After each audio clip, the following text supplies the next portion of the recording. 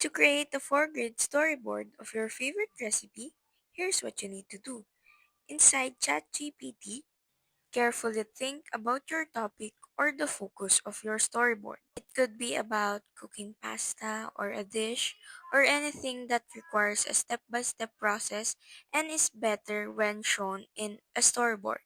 So here I'm asking ChatGPT to create a four-grid storyboard of the process of how to create the perfect brownies.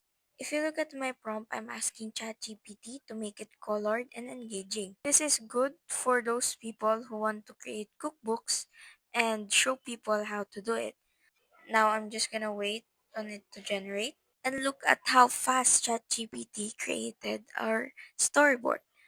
As you can see, it is the step-by-step process on how to create brownies. It came out very understandable.